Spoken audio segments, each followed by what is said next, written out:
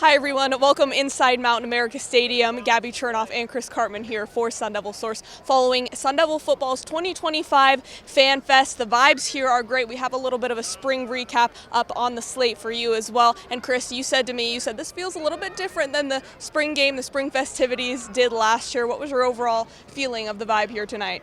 You know, I do the vibe check before every game, halftime, whatever. Vibe check, gifts only. Yeah, it was really good. We estimated roughly 3,500, maybe 4,000 fans. Weather was fantastic. Got to see some fun stuff. Jordan Tyson seeing how many balls he could catch and hold on the punts off the jugs machine. There were one-on-ones. You had Jeff Sims running and trying to catch a touchdown. Defensive guys playing offense, vice versa. Fans saw some cool stuff. There were touchdowns, and there was a bunch of little kind of nice activities. Sparky was running around signing autographs, saying hello to all the kids coming on the field, getting autographs from their favorite players. This is a good vibe. ASU's got a very good team, and I think people are just really excited about where things are at right now with ASU football. And before all the spring football festivities that did kick off tonight, ASU Athletic Director Graham Rossini met with the media and said some pretty good stuff. He said they're increasing across revenue sports the scholarships to 225 total, an increase of 6,000 plus Sun Devil football season ticket holders, amongst very many other things. Chris, what'd you make of everything Graham had to say? Yeah, 6,000 new season ticket holders. I had to double check that because that was a huge number. We know that things were rocky there for a while under the prior regime and the athletic director and the challenges that ASU went through with the NCAA investigation, and coming off of that, the worst 2-year stretch in ASU football history, back-to-back 3-win seasons, to go from that to 11 wins last season, and now so many players coming back, the coaching staff is intact, Dillingham. It's just a very different sort of a feeling, and I think that people are returning to their passion, which is so important. We've talked over the years about how ASU football really is the driver of all the revenue and all the excitement through the rest of the athletic department. We're in a new era now with the House versus NCAA settlement talks winding down. It looks like they're going to get approved sometime this summer. That means we're going into a revenue sharing era. $20.5 million that schools are going to be able to distribute to all of their student athletes. $18 million for the schools that have scholarship expansion like ASU, which will go from 85 to 105 scholarships in football, 11.7 to 34 in baseball, hockey going from 18 to 26, and a bunch of others. Graham Rossini said a couple things interesting. One, they're not going to reveal how they're going to distribute the revenue sharing. He said that the Desert Financial Arena renovation plans will come out this summer. And then, as you said, the 225 scholarships and the expanded, which will be probably among the most in the country, certainly in the Big 12, because ASU has 26 varsity sports, which is more than any other school. So a lot more stuff that we'll be breaking down with that as the settlement becomes finalized. Now, you briefly touched on the passion. You're seeing a lot of these players' passion return on the field. Kenny Dillingham, such a big part of that. Obviously, we've seen what he's done with the culture of this program. We just saw him at the end of this spring festivities bear crawl across the entire field. He wouldn't reveal exactly why he was doing it, but he also had all the players over to his house. There's a video of them throwing him into the pool. Can't think of many other college football coaches that would bring that kind of energy to this field. So what do you make of all of that? Never seen anything like it covering ASU. I saw Dillingham doing this bear crawl the full field. I'm like, this guy's going to pass out. And yet it's like what you would expect at the same time as it's bizarre. But their motto is, we're going to have more fun working harder than we ever have. And that, I think, was the catalyst for their success last season. Why no players who were starting left the team in the transfer portal. Very different than what you see around the country. Even most of the top backups are returning. They love the coaching staff. They like Kenny Dillingham.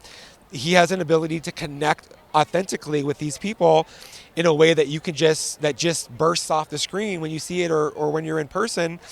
And I think that is a refreshing thing that also has led to so many people being excited about what's going on with ASU football and ASU athletics. Yeah, and you and I are at practice every day. It's an energy, it's a kind of presence that's almost tangible. You can really feel it anytime you show up to any ASU football event. But now to the analysis of this spring game, of this spring football camp so far. It's the end of it now, but on the defensive side of the ball, we just talked to Xavion Alford and Justin Watley. Yeah. They said they're trying to double their turnovers, or their takeaways, excuse me, and become one of the top 10 defenses, if not the best defense in the country. And you think this is a very, very talented defense. You've been saying it to me all spring. What makes you say that? Well, they have 10 legitimate starters back, and most of their backups, Brian Ward and the rest of the coaching staff on the defensive side, they're returning. They were first in the Big 12 last year in rushing defense. So why shouldn't they aspire to have one of the best or top 10 defenses or top 5 or whatever you want to say in the country? I think it's a reasonable aspiration to my eye, and I have been covering ASU 20 years. This is the best defense that I've seen in the spring at ASU since 2013. People will remember that defense. Will Sutton, Carl Bradford. They had a few defensive backs that were all conference players. Chris Young was a great player, Stephon Martin. The pass rush of this particular team is going to need to take a notch forward to compare to that team. But I think that what we saw from Clayton Smith and Justin Watley, Prince Dorba, Elijah O'Neal in the spring was a very impressive second year of working with their defensive line coach, Dyron Reynolds. They're doing more movement up front, which Watley said is going to help them confuse, I think, offenses and be able to get at them in a more unconventional, atypical way. So the sky's the limit. I absolutely believe this will be one of the best defenses that we've seen at ASU in a very long time, and a catalyst for what I consider to be the front runner in the Big 12 this season. You touched briefly on that defensive line. Kenny Dillingham did say earlier in the spring that was the position group that impressed him the most throughout the spring camp. But on the other side of the ball, Kenny Dillingham also just said that Sam Leavitt does in fact look like he's poised to make a good run at the Heisman Trophy this upcoming fall. Offense as a whole, we saw a couple of good snags over in that end zone. Very entertaining for the fans, of course. Offensive takeaways this spring. Yeah, Dillingham also said that Leavitt's done a better job of hitting the quick game, check downs, taking what's available to him. He's got a great escapability, will run for the first down marker, and he gets a lot of yards that are unexpected. But you'd want to take wear and tear off of him. You don't want to have him exposed.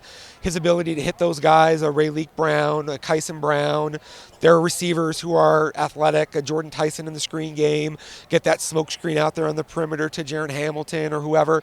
They have athletes, and Shamama Taylor is a really good player. We're going to have to see how Ben Coleman's move to center from left guard continues to develop, building into fall camp. And then we're going to see how those receivers continue to settle in as they have a better understanding of the scheme. I think they have very good athletes. The depth is good. The offensive line talent is good.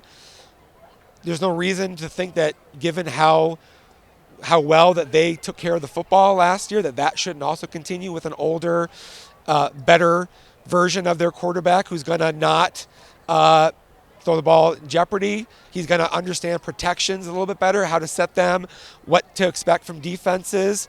So it's, I think, a more sophisticated offense. You're not going to have Cam Scadaboo. You have to make up for that in other ways. That's a big departure. I do think that given what their defense is capable of, the offense is going to be more than able to have the balance, the protection, the run game to make this a team that could win 10 or more games. And we'll see how that unfolds. Well, there's the big picture analysis on both the offensive and defensive sides of the ball. We have so much more coverage, so much more in-depth analysis coming your way in the coming weeks. We have individual player capsules, both written and video elements on every single scholarship player on ASU's roster. We have skill development, group position videos by position, so you can see how each player and each position group has developed throughout the spring. So make sure you stay tuned for all of our coverage in the coming weeks, and of course heading into fall once fall camp starts up in August. Until then, I'm Gabby Chernoff. That's Chris Cartman saying so long from Mountain America Stadium.